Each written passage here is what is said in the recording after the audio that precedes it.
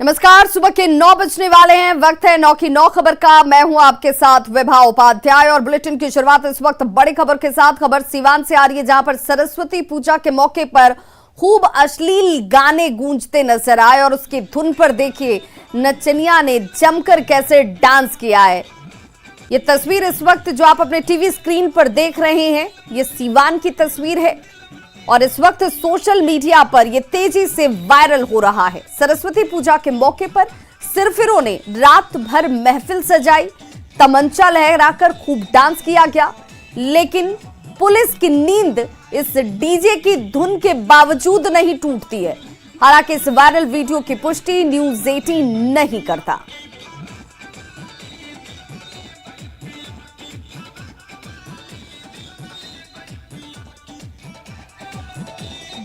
तो इतना ही नहीं, मोतिहारी की तस्वीर भी हम आपको दिखाएं तो मोतिहारी में खुलेआम देखिए शराबबंदी की धज्जियां कैसे उड़ाई जा रही हैं। तस्वीरें सोशल मीडिया पर वायरल हो रही है।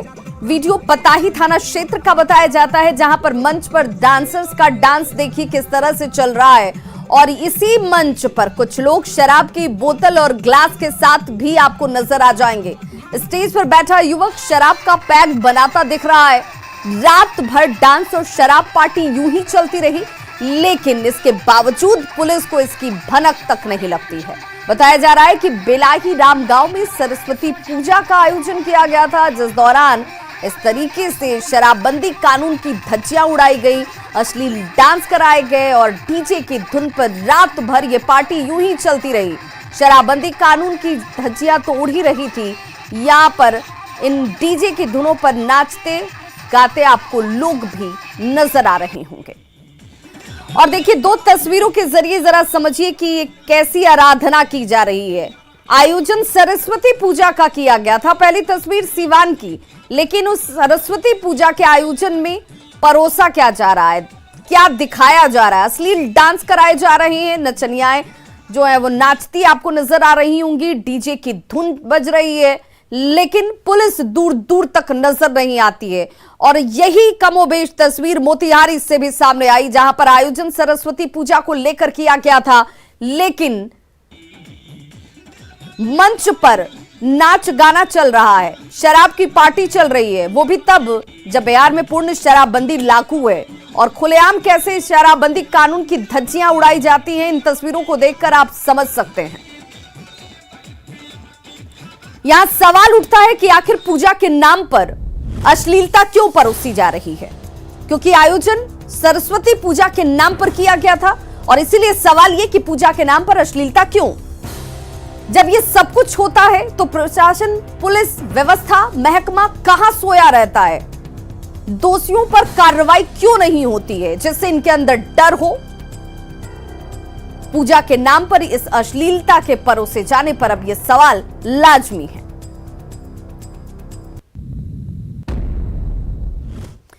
खबर भोजपुर से, जहां पर चोरों का आतंक लगातार जारी है। जगदीशपुर में चोरों ने काली मंदिर में चोरी की एक बड़ी वारदात को अंजाम दिया है। चोरों ने मंदिर की दान पेटी और मूर्ति में लगे आभूषणों की चोरी कर ली।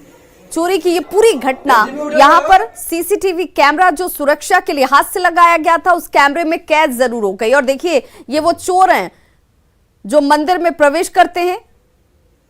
अब भगवान भी सुरक्षित नहीं है, इनके दरबार में भी चोरी की घटनाएं, दान पेटी के साथ माथ के ऊपर लगे हुए जो गहने थे वो सब यहां से चोर लेकर फरार हो जाते हैं। स्थानीय पुलिस कैमरे के फुटेज के आधार पर अब इन चोरों की तलाश में जुटी है। मंदिर का ताला टूटा देखकर लोगों ने इसकी जानकारी दी और घटना का पता चलते ही बड़ी संख्या में लोग यहां पर इकट्ठा हो गए।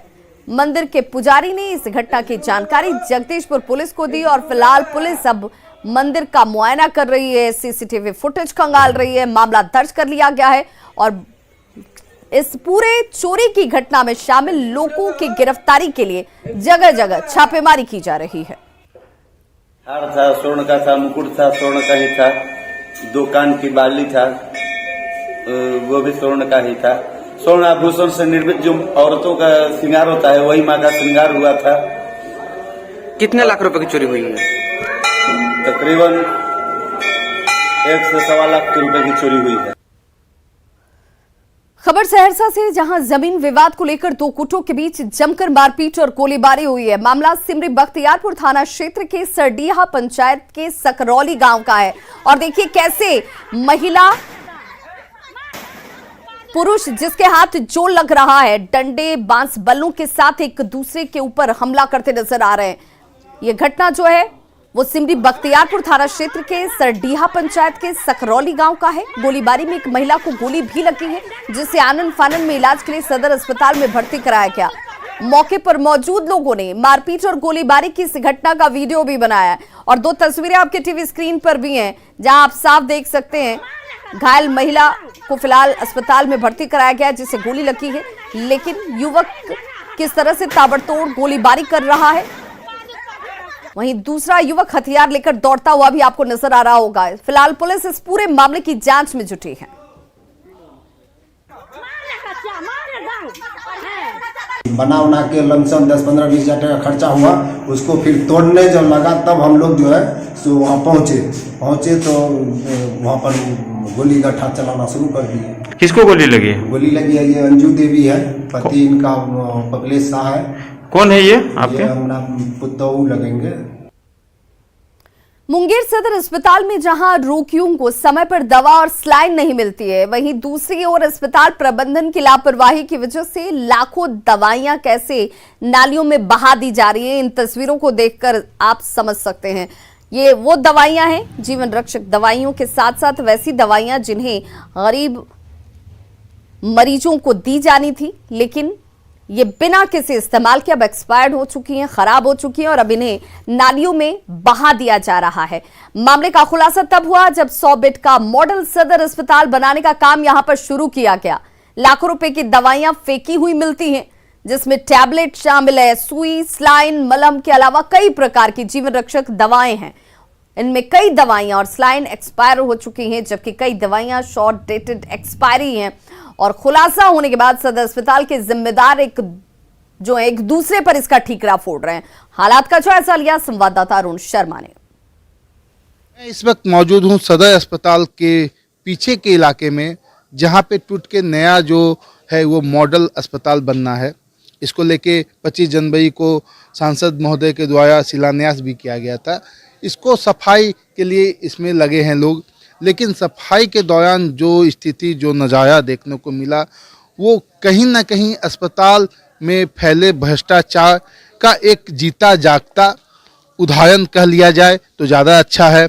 आप देख सकते हैं कि इस अस्पताल के 8 कमरों में, जो पहले यहाँ पे शायद दवा भंडार हुआ करता था, उसमें जो है पानी की बोतलें, सलाइन की बोतलें तथा कई ढंग के मेडिसिन को फेंकी हुई है, या कहा जाए कि फेंक दिया गया है, या कहा जाए कि इसे डंपिंग यार्ड बनाया गया है इन एक्सपायरी दवाइयों का। इसमें कई ऐसी दवाइयां हैं जिनका एक्सपायरी 23 या 25 में होना है, लेकिन उसे भी ऐसे बिगा गया है मानो उस दवाई का आपको यूज ना होना है। लेकिन सवाल ये उठता है कि कई बार हमने न्यूज़ भी दिखाया है कि अस्पतालों में कई पेशेंटों को दवा नहीं मिलती है, लेकिन यहाँ पे ऐसे दवा फेंके होने का साफ साफ मतलब है कहीं ना कहीं अस्पताल में भ्रष्टाचार जो है वो व्यापक पैमाने पे फैला हुआ है। मैं एक चीज़ भी दिखा सकता हूँ कि जब ये बात सामने में आया तो अस्पताल प्रबंधन ने अपनी लापरवाही को छुपाने के लिए, अपनी भ्रष्टाचार को छुपाने के लिए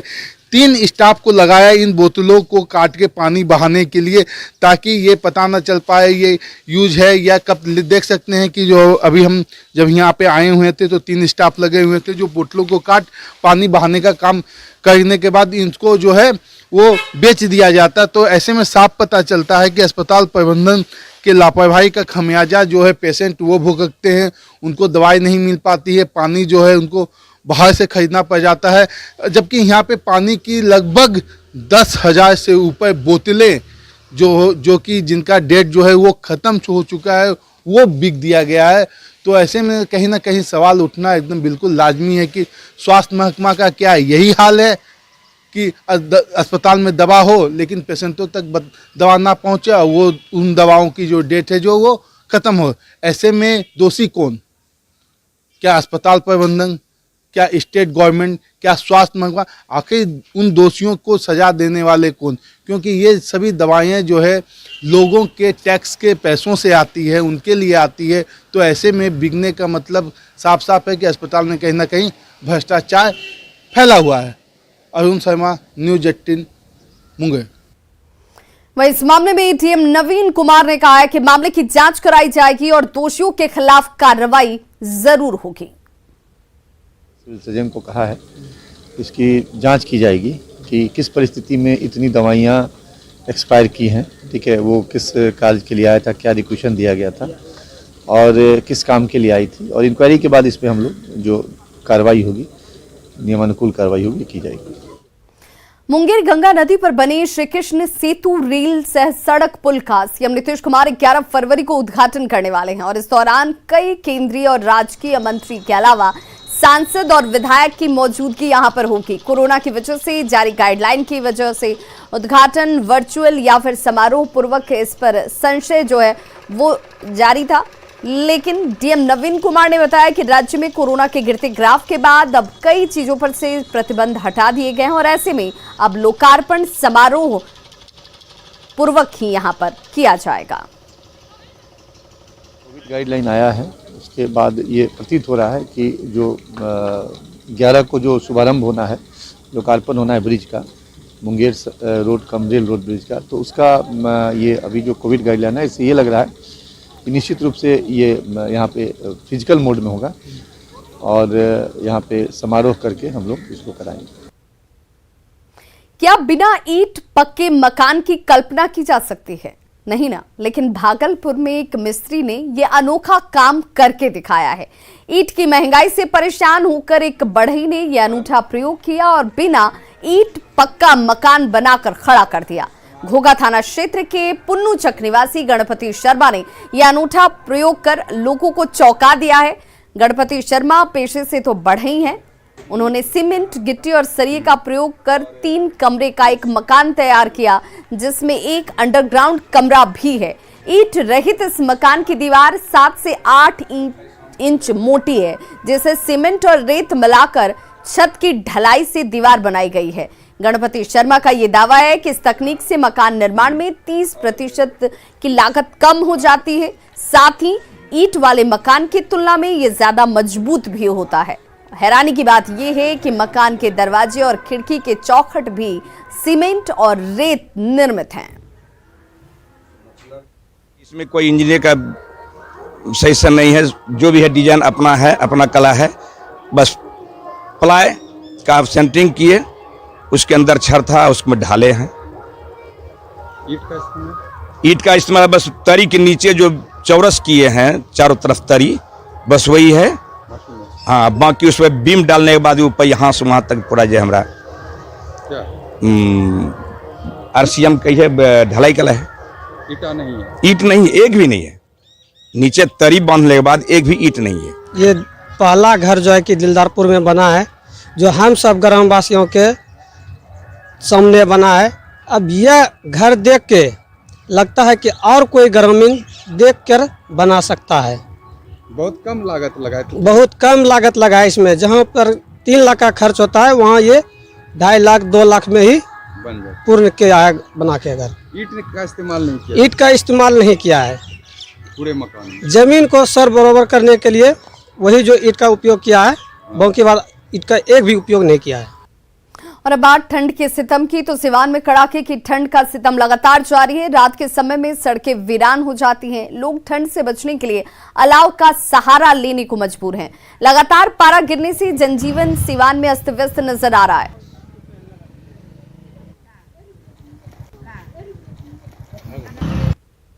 जी बहुत ठंड तो 2-3 दिन से बढ़ चुकी है। काहे कि बारिश हो गया था 2 दिन पहले, काफ़ी फसल भी नुकसान हो गया। हम लोग आग जला के सेक रहे हैं। ठंड का मतलब थोड़ा गर्माहट शरीर में आए, इसलिए आग जला के सेक रहे हैं। लेकिन राजधानी पटना में आज सुबह से धूप निकली हुई और कुहासे का भी कोई असर देखने को नहीं मिल रहा। लोगों ने बड़ी राहत की सांस ली है। लिहाजा मौसम की वजह से लोगों को राहत जहां एक तरफ मिली है, वैसे ही पश्चिमी विक्षोभ की सक्रियता और अधिकता इस बार बिहार के मौसम को लगातार प्रभावित करती रही है। मौसम के जानकारों की माने तो इसके पीछे जलवायु परिवर्तन एक बहुत बड़ी वजह है। इस परिवर्तन ने न केवल मॉनसूनी सीजन को बल्कि शीतकालीन सत्र को भी पूरी तरह से प्रभावित कर दिया है। इसी मौसम का जायजा लिया न्यूज़ 18 संवाददाता संजय कुमार ने। राजधानी पटना के मौसम की बात करें तो आज सुबह से ही सुनहरी धूप दिख रही है और इस धूप ने लोगों को थोड़ी बहुत राहत जरूर पहुंचाई है। वैसे फरवरी का एक सप्ताह बीत चुका है, लेकिन इसके बावजूद बादलों की जो उग्रता है यानी जो बारिश है वो लगातार पिछले कुछ दिनों से होती रही है और एक सप्ताह बीत जाने के बावजूद हवा की कनकनी का असर अभी देखा जा रहा है। वैसे बिहार के अधिकतम शहर जो हैं उनमें न्यूनतम और अधिकतम तापमान अब सामान्य से हल्का नीचे है। सुबह और शाम के अलावा दिन में थोड़ी बहुत कनकनी रह रही है, लेकिन अगर धूप निकल रही है तो फिर मौसम जो है वो लोगों को राहत दे रहा है। अमूमन जनवरी महीने के पहले या दूसरे हफ्ते में बिहार में इस तरह का मौसम तापमान कम ही देखा जाता था, लेकिन अब तक चूंकि पश्चिमी विक्षोभों की अधिकता से बिहार में रिकॉर्ड बारिश हुई है और यही कारण है कि बिहार में मौसम जो है वो कुछ बदला सा नजर आ रहा है। मौसम वैज्ञानिकों की माने तो ये जो है वो लानीना के प्रभावों की वजह से ऐसा हुआ है और मानसून सीजन देर तक खिंच गया और सुबह में भी ठंड देर से आई। इस बार दिसंबर के महीने में ठंड नहीं के बराबर रही। मौसम वैज्ञानिकों का पूर्वानुमान है कि अगले एक हफ्ते बाद मौसम फिर से करवट बदलेगा और फिर से बारिश की परिस्थितियां बन सकती है। इस आकलन के मुताबिक ठंड अभी जमेगी और फरवरी के अंत तक इसका प्रभाव देखने को मिलेगा। पटना मौसम विज्ञान केंद्र के वैज्ञानिकों की माने तो पश्चिमी विक्षोभों का आना एक स्वाभाविक प्रक्रिया है। इस बार केवल विक्षोभों की संख्या में अधिकता रही है, बल्कि इनकी मजबूती भी बढ़ी है। अमूमन हर महीने कम से कम 2 और अधिक से अधिक 6 विक्षोभ आते रहते हैं। इनमें लगभग 2 विक्षोभों का ज़्यादा प्रभाव सुबह के मौसम पर पड़ता है और बाकी 2 से 4 विक्षोभ बेअसर रहते हैं। इस बार परिस्थितियां दूसरी रही हैं और लगभग सभी विक्षोभों का असर बिहार के मौसम पर पड़ा है और यही वजह रही कि जब जब तापमान ऊपर चढ़ने को आया, बैक टू बैक आए विक्षोभों ने बारिश कराई और फिर से तापमान नीचे गिरा और लोगों को ठंड का एहसास हुआ। हालांकि आज सुबह से ही कुहासा जो है वो भी देखने को नहीं मिल रहा है और लोगों को निश्चित तौर पर यह सुनहरी धूप रास आ रही है और अगर यही दिन भर स्थिति रही तो आज ठंड से लोगों को दिन में निजात मिलेगी, इस बात की संभावना है। कैमरा पर्सन अजय दुबे के साथ संजय कुमार, न्यूज़ 18 पटना। और बड़ी खबर इस वक्त गया से आ रही है, जहां पर पटरी से एमटी कोचिंग ट्रेन की 2 बोगियां जो है वो उतर गई हैं। ये बड़ी खबर इस वक्त गया से आ रही है। पटरी से उतरी एमटी कोचिंग ट्रेन की 2 बोगी पहाड़पुर रेलवे स्टेशन के पास ये घटना हुई है। घटना की वजह से परिचालन बाधित बताया जा रहा है। हालांकि अब इस रूट पर परिचालन को शुरू करने को लेकर काम शुरू कर दिया गया है। यहां पर सामान्य हो सके परिचालन, इसे लेकर तेजी से काम किए जा रहे हैं। घटना की वजह से वहां पर इस वक्त परिचालन बाधित है। और संवाददाता एलन लिली हमारे साथ इस वक्त ज्यादा जानकारी के साथ फोन लाइन पर गैस से जुड़ गए। एलन लिली, फिलहाल कितना वक्त लगेगा इस रूट पर परिचालन को सामान्य होने में? देखिए, स्टेशन प्रबंधक के मुताबिक तो उन्होंने कहा है कि अभी कुछ ही देर में जो परिचालन जो बाधित है वो शुरू कर दिया जाएगा और इसको लेकर के जो कर्मचारी है, रेलवे कर्मचारी है, रेलवे अधिकारी और रेल पुलिस घटनास्थल पहुंच गई है और युद्ध स्तर पर जो काम किया जा रहा है ताकि जो ड्रेल है वो उसे पटरी पर लाया जा सके। फिलहाल जो आपको बता सकते हैं कि इस ड्रेल की घटना के बाद जो आसपास जो ट्रेन जो जहां तहां थी वहीं पर रोक दी गई है और कुछ ही देर में बताया जा रहा है कि जो काम जो है वो अंतिम समय में है। चूंकि ये जो घटना है वो पहले सुबह की 5 बजे बताई जा रही है। इसको लेकर 3 घंटे तक जो परिचालन है वो बाधित रहा और कुछ ही देर में जो है वो परिचालन है वो समान तौर से। एलन लिली, क्या किसी तरह की कोई हताहत होने की सूचना, कोई जानकारी? जी, आपको बता दें कि ये एमटी कोचिंग ट्रेन है और ये जो है ट्रेन जो है वो खाली रहती है और ये पहाड़पुर की ओर यार्ड में जा रहे थे, तभी इस तरह की घटना हुई है। इस तरह से कह सकते हैं कि कोई भी किसी तरह की कोई हताहत की घटना नहीं हुई है। चलिए, बहुत बहुत शुक्रिया एलन लिली इस तमाम जानकारी के लिए। तो ट्रेन डिले होने से 3 घंटे तक परिचालन जरूर यहाँ पर बाधित रहा और बहुत जल्द इसे सामान्य करने की बात सामने आ रही है। राहत की बात ये रही कि ट्रेन उस वक्त खाली था और इस वजह से कोई हताहत नहीं हुआ है। आमतौर पर सावन मास में कांवरिये कांवर लेकर देवघर में बाबा भोले को जल चढ़ाने के लिए जाते हैं, लेकिन समस्तीपुर जिले के खानपुर प्रखंड के रहने वाले कांवरिये ने सीएम नीतीश के नाम से सुल्तानगंज में जल भरा और वो वहां से पटना के लिए रवाना हो गया।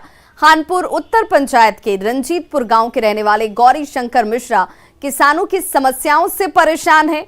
वो किसानों की कृषि ऋण माफी और दूसरी समस्याओं को लेकर कांवड़ यात्रा पर निकले हैं। उनका उद्देश्य है कि सीएम किसानों का कर्ज माफ करें और उनकी समस्याओं को ध्यान से सुने। किसानों के लिए गौरी शंकर मिश्रा का ये प्रयास लोगों के बीच इस वक्त चर्चा का विषय बना हुआ है।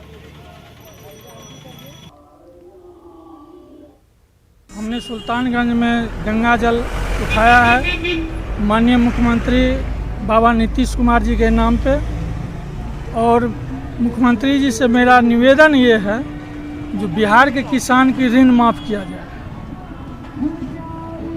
और क्या और उद्देश्य है जो किसान से बात करें मुख्यमंत्री जी, किसान की समस्या को समझे, किसान को समस्या के निदान हो। तो खबरों का सिलसिला लगातार जारी है। आप देखते रहिए न्यूज़ 18 बिहार झारखंड।